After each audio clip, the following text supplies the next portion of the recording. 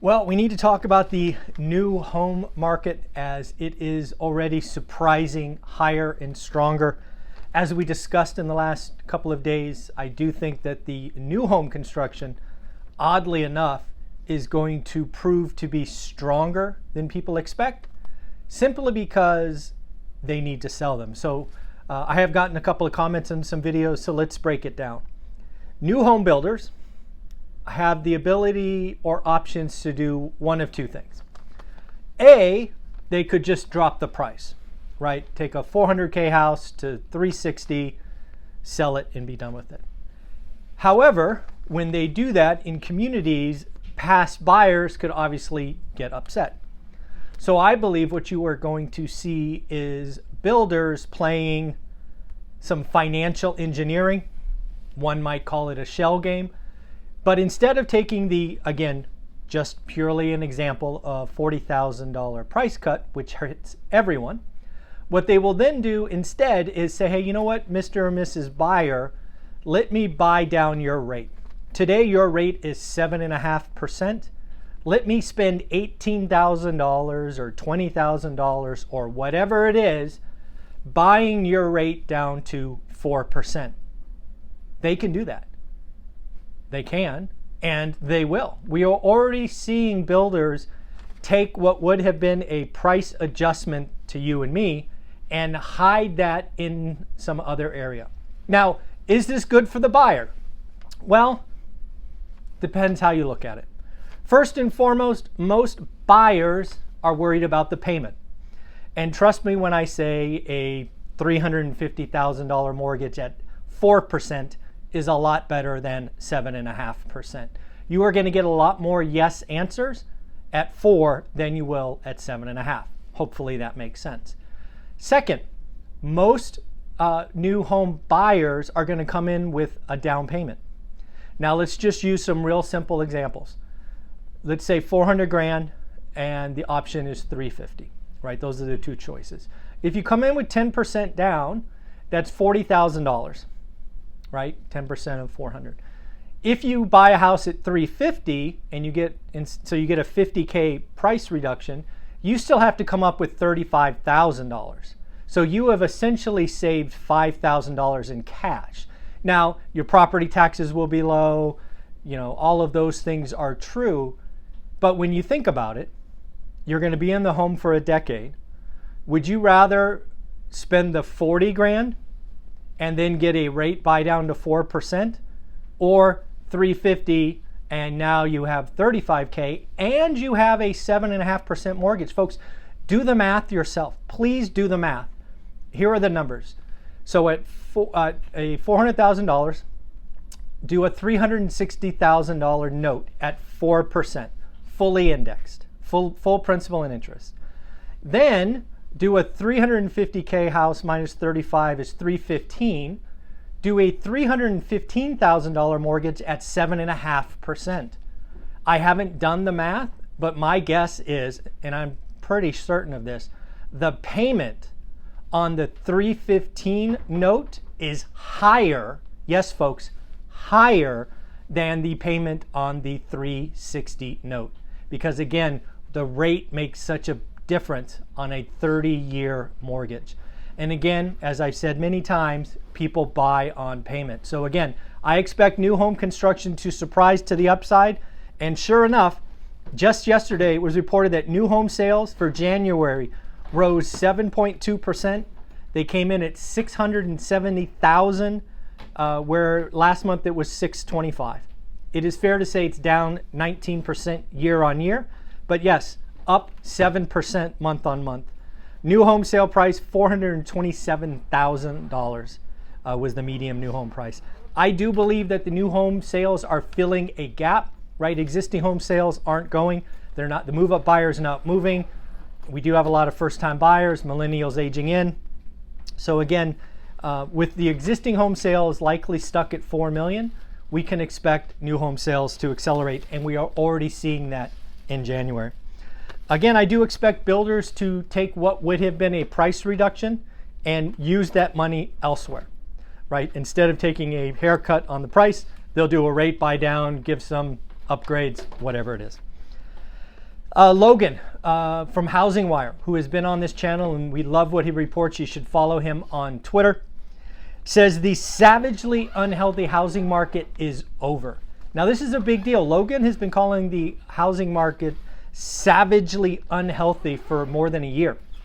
And what he is now saying is, while inventory is still low, record low almost, he is saying because days on market has finally broken 30. According to NAR, they just got reported at 31 days. With days on market no longer a teenager, that the savagely unhealthy market is over, and we are working ourselves back to a potentially more balanced market. Again, we can have low inventory and rising days on market. This is what happens when affordability is at record lows and you have a mismatch of properties. Again, I ask you, look at your buy box. In my buy box, which I look at every day, even when we're out of the country, I look at my buy box every day. What I'm seeing is the luxury stuff is aging. The new entry-level stuff, the stuff that we picked up in November and December, I can't find them.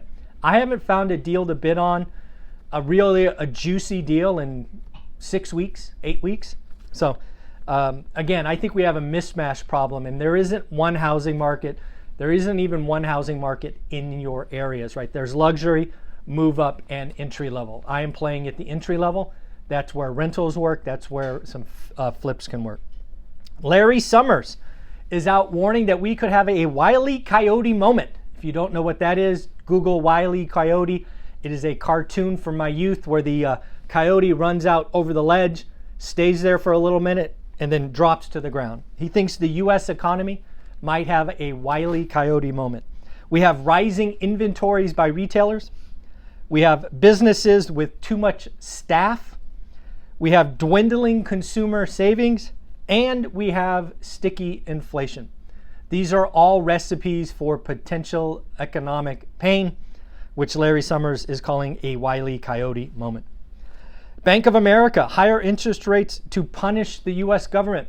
Bank of America published a report that Powell and his cronies will eventually have to give up fighting inflation because they have to lower rates because we have 36 or 38 or 39 trillion dollars in government debt. That would be a thing, but we shall see. Consumer spending posted its biggest gain in nearly 2 years. Can you believe how strong the consumer is? The consumer rose 1.8%. Remember, this is a nominal number, not adjusted for inflation. I did find the inflation adjusted number. So again, nominally speaking, up 1.8%. Real, up 1.1%. Yes, adjusted for inflation, the consumer spending was up 1.1%. Wild to think about. Wages up 0.9%. Remember, folks, we've been talking about inflation having three components. The stuff, it's almost over. Housing rolls over by the summer. And then services, aka wages. It's still hot. Wages were up 0.9% or 8.7% year on year. Folks, that is the highest since 1981. Folks, if you look at the 53-year spreadsheet, go look at 1981. 1981 is meaningful. It is the year that Paul Volcker rug pulled us and took us to 16%. And yes, housing didn't crash. All the crash bros get really upset at that. But again, we had the largest increase in wages. I have been telling you for months and months and months. Inflation is stuff, housing, and wages, aka services. It is going to be a multi-year battle. Warren Buffett came out with its annual letter, which is always an interesting read. I read it this morning. It's kind of long. It's like 12 pages, so FYI. Kind of the quick attack angle for him is he's going after Elizabeth Warren and I forget the other guy he's going after. But basically he's saying if you are a critic of stock buybacks, you are either economically illiterate or you are a silver-tongued demigod, which I thought was interesting. Bernie Sanders was the name I was trying to think of, going after Elizabeth and Bernie. Basically, stock buybacks are a way for individual owners of stock to get a little bigger piece. And he used the example of American Express and Apple as one, and obviously Berkshire Hathaway. Berkshire Hathaway in the last 12 months has bought back 1.2% of stock. So if you own Berkshire Hathaway, first of all, congratulations. You actually own a little bit more because they have bought back the stocks.